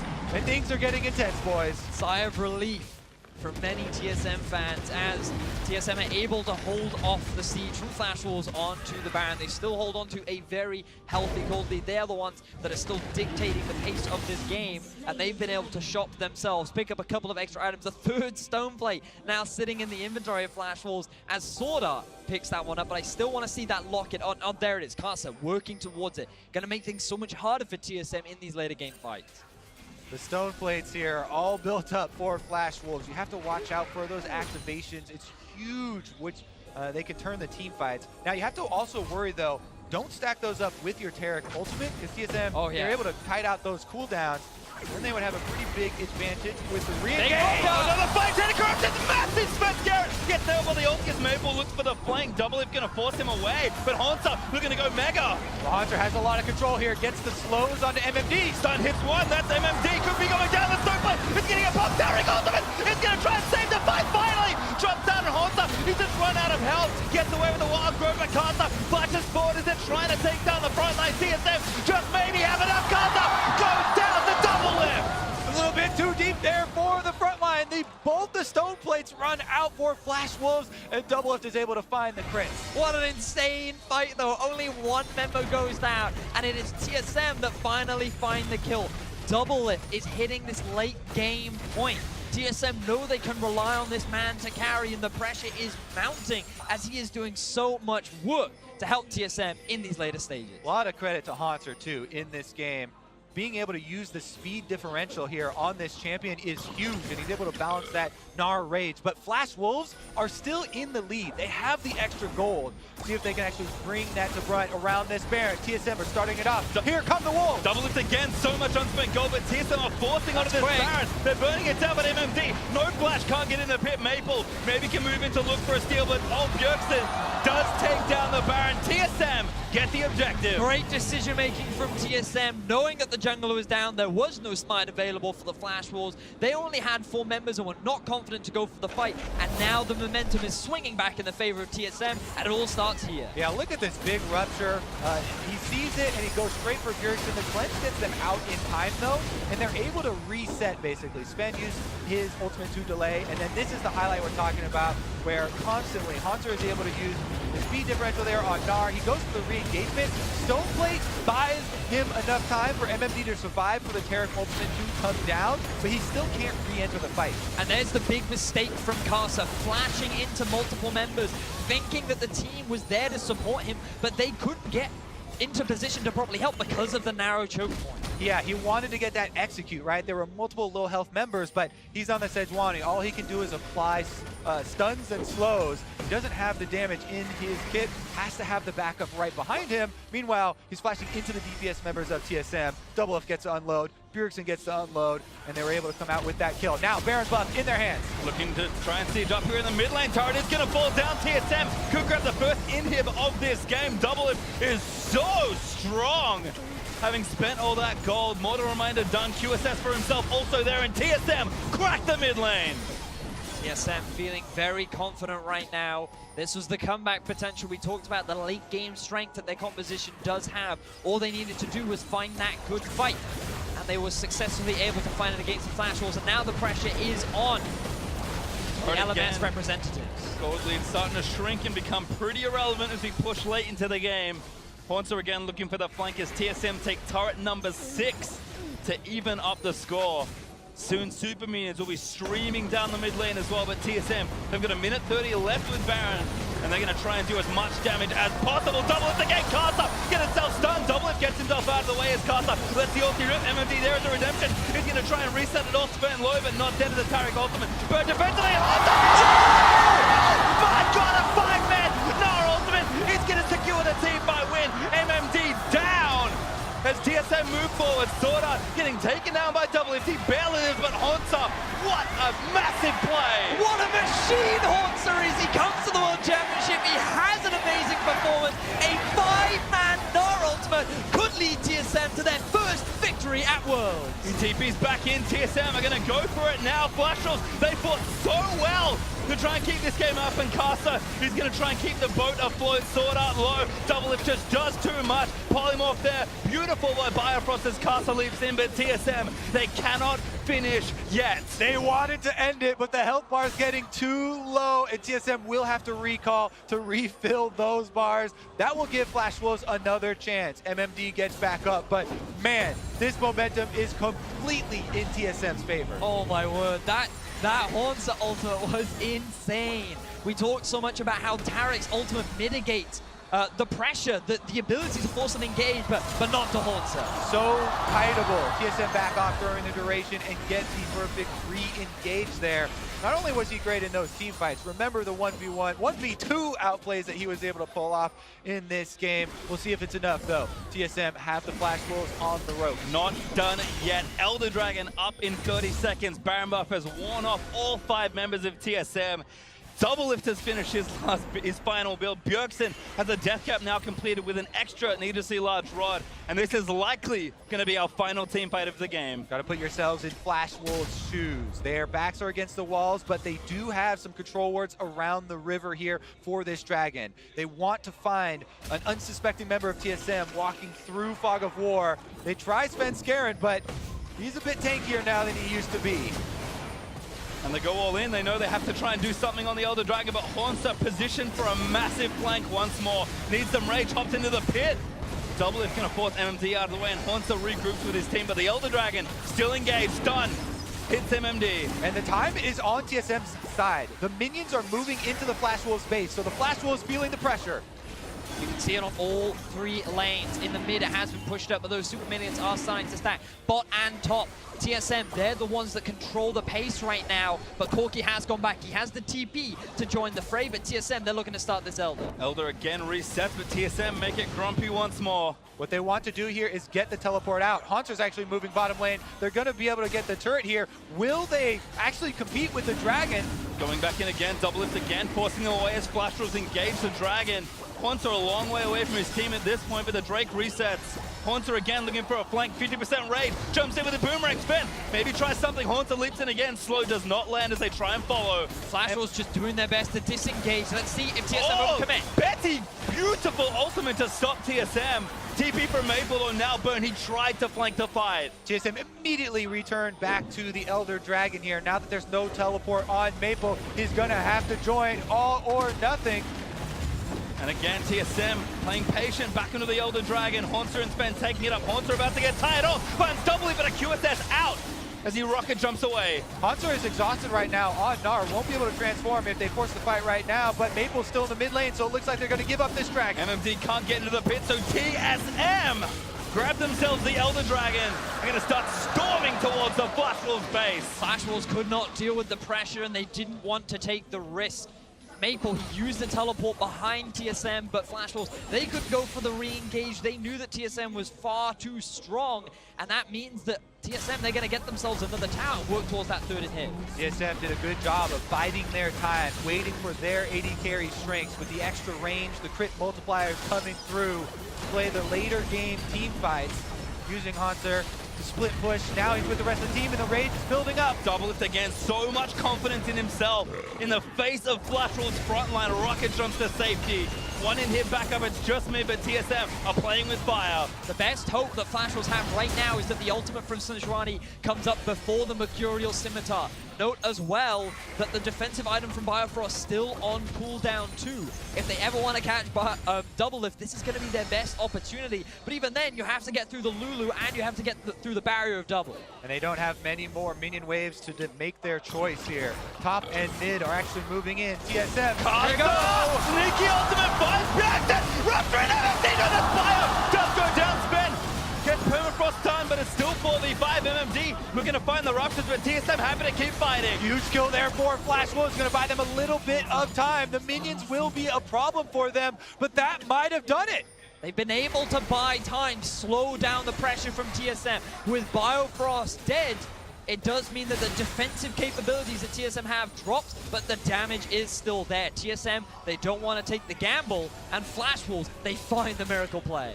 We saw it yesterday. Sometimes the best choice is to thread the needle and go for the support, because that is one that actually has low enough health to burst down. Flash Wolf did get it, and now we have another Baron. Oh my word, here we go. Ready to set up. Yeah, all of this action on the bot side made me forget that Baron is now back alive. Flash Wolves looking to take it down. Maple going over. Hauntzer sticking bot side with the pressure. Has the TP, but Flash Wolves don't pull the trigger just yet. We have to re-emphasize how big of a hold that was for Flash Wolves. Both inhibitors have respawned. They're rushing in, they're rushing in. Biofrost is blocking it. This could be a 50-50. Gragas goes in. Karsa secures the Baron with his fight, but the team fight still there. Sven, he gets chunked down. And they're still chasing. A lot of damage done, but the Baron does go to Flash Wolves. Flash Wolves, it's huge. They're able to get the extra kill there. They landed the Baron secure as well. What an amazing game between Flash Wolves and TSM. The #1 representatives from the LMS versus the #1 representative from North America. Constantly butting heads, constantly trying to prove that they're the ones coming out on top. This was supposed to be the group of life, gents, but right now these guys are bloodthirsty and they want to be the ones to get that first win. All right, Baron now 3 minutes on Flash Wolves. Elder Dragon spawning not quite yet, has a number of minutes so that's still available, but Flash Wolves gonna try and take some inhibitors of their own. Ball back in their court. They're gonna try and force down TSM's pace. Remember, bot inhib is still open, but right now they're looking mid. Doublelift on the front lines here, trying to clear out the minions before they get into the TSM base. Full damage on Maple as well, rounding things out with a Phantom Dancer. His eyes are just dealing as much damage to the front line as possible because that's all this is. Whoever kills the tank first wins. And so far, Doublelift has been one of the big damage dealers, just shredding through MMD and Karsa. But Betty and Maple are no slouches either. They're looking to do the same as Flash Wolves got their eyes on this inhibitor. Keep your eyes on these big ultimates. The disengage from Sven could negate a lot of the time from the Taric ultimate. Here it comes! Taric ultimate in, but Betty actually knocked up just enough, but the ultimate was good from Gragas. Doublelift trying to cut it out of the way, but Hauntzer with the blade of the Royal King that he just got. He's trying to fight it out. Sven though dies again to Maple, and TSM forced to play 4v5. That's one of the big tanks gone now for TSM. Flash Wolves are feeling confident. The Warmogs will regenerate these tanks for Flash Wolves, and they still have the Baron. Timely ultimate there. Taric ultimate definitely saved Betty inside the base. Here comes the teleport. They're pushing through. Flash Wolves gonna try and seal the deal. As Karsa taking some heat, but again, Tanky moves back in. Hauntzer forced to watch out. The permafrost does land, but he gets out safely. Turret down though. Remember, the bot lane inhib is still exposed. Flash Wolves, they could just very quickly rotate down, but their eyes are on the top. There's 28 seconds left on Svenskeren for the Gragas to get back up. Flash Wolves can take the outer turret, but the inhibitors will be difficult. Hauntzer dip bot, but he immediately reroutes top when he sees where the Flash Wolves are going. Karsa again looks for Bjergsen, does find him, but the cleanse is off. Oh, Maple invulnerable! Goes in for Bjergsen, but he actually forced out of the way. Not sure what's getting him back, but the turret toes go down. Still Hauntzer chasing onto MMD, gets knocked up by the Rupture. Svenskeren's back on his feet, so Flash Wolves barely do not get the inhibitor. There's 2 left. They're going to use the Baron Empowered Recalls to reset this one. Cannot believe that Bjergsen was able to survive that engagement. What a play from Maple. This guy, right at the end, he's like, I have to make this. I have to go. I just have to go into the backline. He has the ultimate from SwordarT. But Flash Wolves, they're not done yet. They've got their eyes on this in here. Seek attack, they return to it! Yeah, nice fake there from Flash Wolves. They will get the inhib as a They gotta run, they gotta run! TSM are forcing the fight, they know they have to go. MMD forced to flash out of the way. Hauntzer can't slow anybody else down. Sven ready with the flash, but the carries still feeling safe, and Flash Wolves successfully steal the inhib and get away. MMD though, maybe not so lucky. Hauntzer in the promo still going. Chain of Corruption gonna turn it back around. Taric ultimate still there as Hauntzer gets himself out of the way. Redemption misses everyone. Flash Wolves get out. Oh my goodness, this Taric ultimate is always off cooldown. Late game here, level 16 with max cooldown reduction and an own record to boot.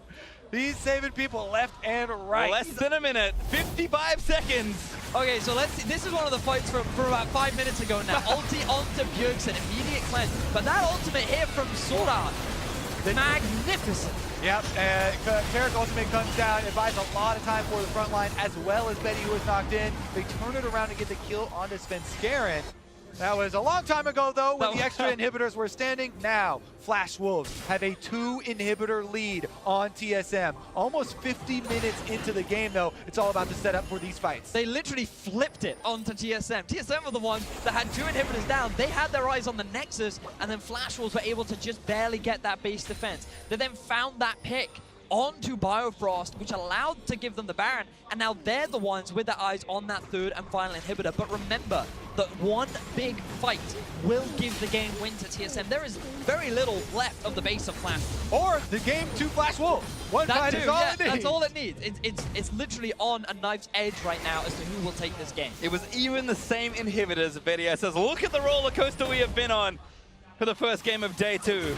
Teleport is ready for Hauntzer, who just transformed in the top side. Flash Wolves could wait out this transformation from Gnar, wait till he returns to Mini and goes exhausted, but they're actually starting it out on Sven right now. Karsa back into the front line. MMD taking a lot of heat. As Hauntzer tired, moves back in. He's going to try and force them out and just tag people with slows, but Flash Wolf still not done. Now it's TSM that have to worry about timings and have to worry about the extra minions flooding into their base while they try and defend this 5-man squad. But now gold means very little. Pretty much everyone is at full build. Even the supports have completed all of their itemizations. Full-on utility from another tank on the side of Flash Wolves. Flash Wolves, they have their eyes on this inhibitor, and TSM, they're doing a pretty good job of defending. But Hauntzer's pressure is being split all across the base. There's 2 groups of super minions now inside the TSM base. Look, they're hitting on them. Going in for another. Redemption going to reset it all. Hauntzer now, Mega Karsa leaps in, but Hauntzer needs to find the angle. TSM trying to defend their base. Whoa! It's Karsa! He's going to go down! Stunned by Bjergsen, Doublelift!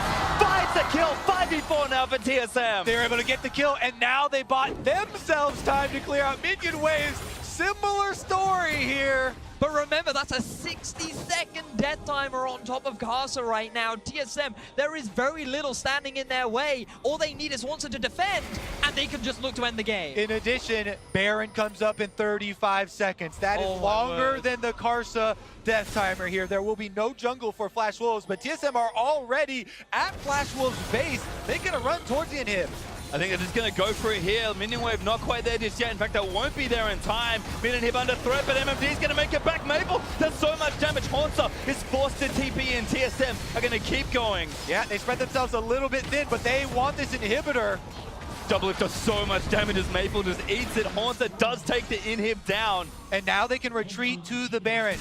18 seconds left on Karsa. This is going to be so big. It's hard for Flash Wolves to run through this fog of war. If you close the map off, they're teleporting into the base. They have 2 TPs. They might just grab a TSM. Going to try and take the Baron. Maple, he's the one down the bottom side of Bjergsen. Instantly goes back to Baron. He's going to get burnt out. TSM do get it. Now need the Baron recall back. Maple is trying to go for the game. That's going to be 3 inhibitors here. Flash Wolves are going to get double super minions in every single line. Amazing decision making from the Flash Wolves. TSM, they had control of the Baron. They were guaranteed to get it, and Flash Wolves had to make the split-second decision. But now, TSM will defend with Baron buff.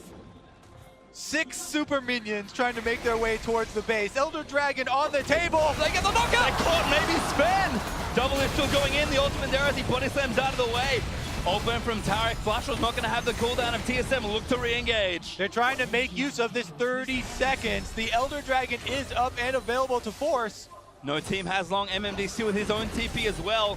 Watch the super minions as they move towards Maple. He's actually just cutting mid lane. TSM, you can have the Elder Dragon. Maple wants the game. No, he does feint back towards the team. There is no ultimate from Cho'Gath available. He can't steal it, but Karsa could try and go for a smite. Karsa, can he get in range? He's got the flash, not going to get it. Sven able to secure it. Redemption was looking for it. As Maple forced to burn the package. Hauntzer looks for the solid flashes in. Benny, and then fouled by Doublelift.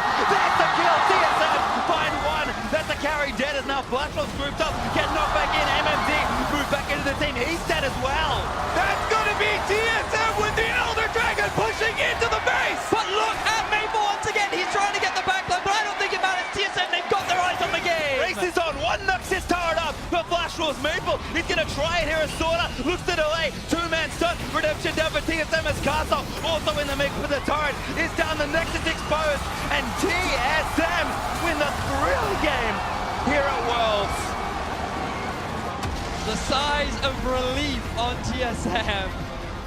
What a hard-fought 54-minute game. It could have gone either way. But North America, they get the win. Look at that celebration from TSM and Doublelift specifically finding the AD carry at the end. You can see Doublelift there holding his hands. They were shaking as that game finished. A slugfest, 54 minutes as the teams will shake hands for the first time here in Worlds 2017. A few hugs and smiles exchanged. If that's the first game for these two teams, we have a lot in store for this group. What a way to start day 2. Flash Wolves did a good job forcing early on, making use of their slightly earlier single item power spikes and getting the lead on TSM. But it wasn't enough. 54 minutes we had to wait. Not sure how many inhibitors went down. I was going to go with like 9. We're killing this one. Like 4 Barons too. It was a crazy game. What an amazing game. And it all came down at the very end as well to how they were able to finally siege onto the base turrets. Because remember, TSM nearly lost when they were the ones trying to siege to get that final inhib down, and then it was Flash Wolves trying to do exactly the same play, and then it was the jungler that ends up going down, and he's way more important than the support, because without the smite, you can't challenge the Barons, and once TSM got that, it was just about patience waiting for that slight opportunity where they were able to find it onto the enemy AD carry and eventually win out the game. We knew they were good in deficits, but I did not expect exactly that game to start TSM's World campaign. Absolutely absurd, and again, credit to Hauntzer. This is a man that has been so confident, so eager to prove himself on an international stage. And Hauntzer, welcome to Worlds, buddy. That was quite the kickoff. Definitely was. I mean, in the side lane, the early on 1v2 outplay for him, then the team fighting prowess really showed through. Well, we'll see what happens here as we are going to move over. TSM has started the group stage with a win, so let's send it over to Dash and the analysts for a closer look.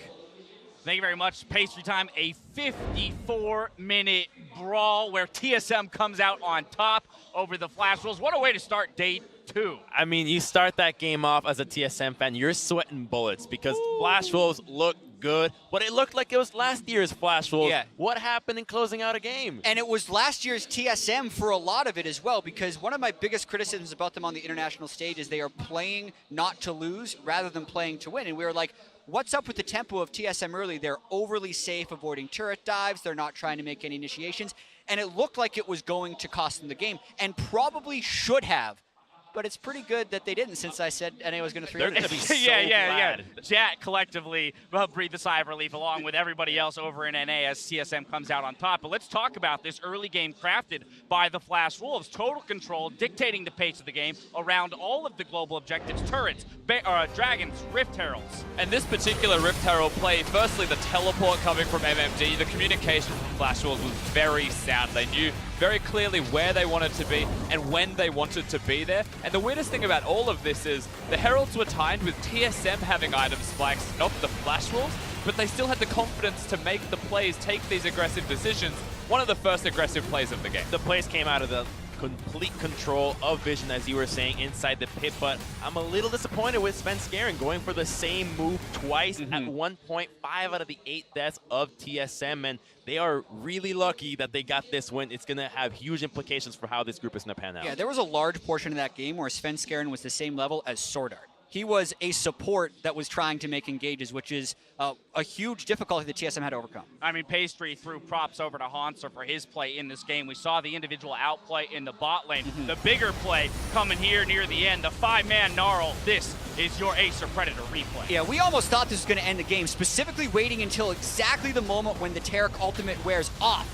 Gets just a massive Gnar ultimate, but the Rupture hitting Doublelift and Bjergsen prevented the absolute follow-through coming instantly for TSM. This is what I wanted to see out of TSM's early game, because you know that they wanted to put Hauntzer into a big role to carry. This is what he can do when he gets ahead. Imagine if he was even more fed a little bit sooner, he would have just blown this game wide open. I mean, last year he had a lot of talk around the way he wanted to perform on the international stage. He didn't measure up to that talk last year. Well, hey, this entirety of TSM's season has been about reorienting towards international competition. This is a fantastic way for him to be starting his tournament here at Worlds. And it feels like TSM wanted him to do that as well. A lot of the draft and their early game strategy, whether it was risk averse or not, felt like they were in a way giving him space, letting him be Gnar into the Cho'Gath. There was a solo kill in the bottom lane, almost a 1v2 from him as well. And Hauntzer did have a standout game, and I feel like that's because TSM said do it. Like, they support him in doing it. Now, you look at that replay, you see a 5-man Gnarl in the opposing team's base, and you'd figure, well, that's got to be where the game ended, right?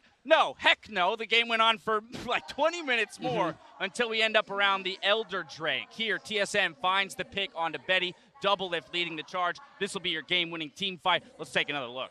Yeah, so much of this game was about trying to cut through stone plate tanks, and it was these very slow, drawn-out team fights. but the instant he sees Betty is taking a path different than the rest of his team, Doublelift goes directly for him. They match Mercurial Scimitars for the move speed. Biofrost helps him in at the end there. And this gets a little crazier from here. And it gets so hard for the Flashels to actually contest Doublelift because early on the range is fine against Tristana, but the later she goes, she gets so difficult to reach between Rupture, between Sejuani, and Taric has no chance of even connecting onto her. And you can just see the gold graph of what was going on in this game. Flash Wolves could have ended this game, but TSM clawed their way back. I find it fascinating to look at those damage numbers and to see that TSM actually has fewer kills at the end of the game than the Flash Wolves have when they clearly dealt far more damage overall.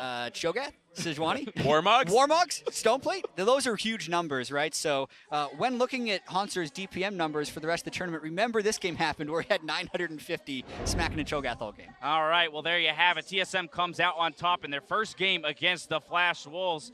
I want to know from you guys, though, for Flash Wolves, how they reset themselves, right? Because you mentioned the fact that this game should have been won by them with the lead that they had built for themselves. That's going to be crushing from a mentality standpoint to lose this game on day one for them. Yeah, I want to emphasize that it is game 1 of 6, and if you win out after losing the first game, you're still first in the group no matter what. So there is so much still to play, and this is the group that does not have the Korean team, and there is so much on the line for that first seed. So I think they can absolutely bounce back, but they need to have more commitment to making the play. There were even moments during the game where they hesitated for 2 seconds on a Baron call, or they were a little bit slow on a teleport. That can't happen when they have the idea of a play. Just make it, man. They're in the lead most of the time. They have individual commitment when Maple decides to TP and go for the inhibitor play when the Baron goes in. That was an amazing play, but as a team, they're really struggling to have everybody on the same page 30 minutes into the game to say, hey, this is how we're going to march in and take the victory. But what they do have is a lot of positives from a game like that. Even though they lost, maybe the indecision's still going to haunt them, there's still so many positives that they can look at least promoting further through at least draft even in their coming games after. Well, for more on that game, let's go ahead and check in with Shox, who's standing by with TSM's AD carry. Thank you very much, guys. Here with Doublelift. Very intense game. The analyst desk was talking about it a lot and how the Flash Wolves kind of lost the initiative at some point in the game, but it was one to come back from for you guys. So can you walk me through how you got back in the game and what the most important factor in those late game team fights was?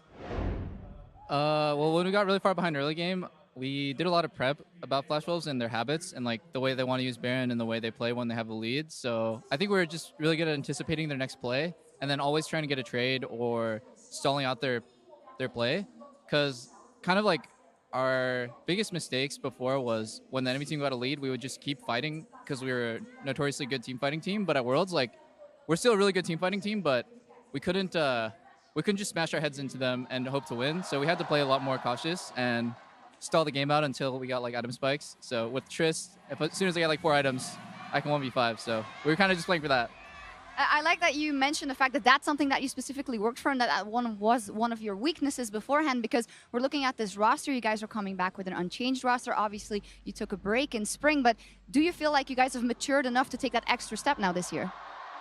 Yeah, I think for sure we've matured a lot. Last Worlds, I was playing really bad, and I think everyone on the team we didn't have the right team mentality, and we thought we were super hot coming off of winning NA, and like that Worlds teams wouldn't be that much considerably better than NA teams. I mean, other than the Koreans, obviously. But this Worlds, we treat every team with a lot of respect. Every team in our group, even though we're supposed to be like, I don't know, we're supposed to be a strong team within our group, we put a lot of respect to our opponents. And I think taking that humble attitude, we've been learning a lot in the last month.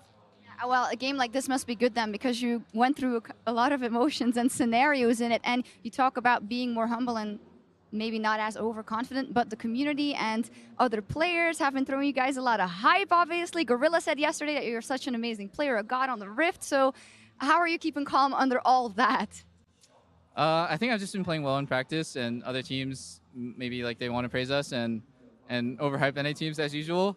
But I'm just trying to make sure it doesn't get to any of our heads, and I don't think like we're the kind of team anymore to listen to that and be like, yeah, we're the shit, you know, we're so good. But I think we're more like super cautious and just thinking, oh wow, we have a lot of expectations to live up to. Like we better meet those expectations, or else the fans are gonna be really sad. Well, that's very happy to hear that. I'm not gonna let you go without a little bit of possible trash talk. IMT Fnatic later, the big EU NA matchup. What do you think, Doublelift? I think IMT is gonna smash Fnatic. We'll see. Well, we have one game coming up before that, a fantastic battle between Team WE and Misfits Gaming. So that'll be right back after the break.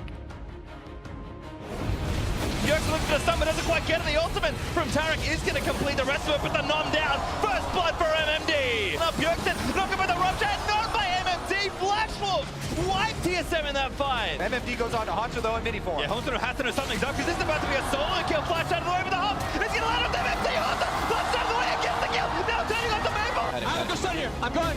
We can blame. Go. Close the target. Corki. This could be a 50-50. Gragas goes in. Karsa secures the barrel with his fight with the T-fight. Still there, Sven. He gets chunked down. Gets knocked back in. MMD moves back into the team. He's dead as well. That's going to be TSM with the Elder Dragon pushing into the base. TSM win the thrilling game here at World. If you want to follow the best of the Rift, then you need T-Mobile, America's best unlimited network. We've doubled our coverage, so you can stream Worlds in more places than ever before. With T-Mobile, don't miss a moment from the first battle, all the way to the lifting of the Summoner's Cup. Another reason why T-Mobile is America's best unlimited network.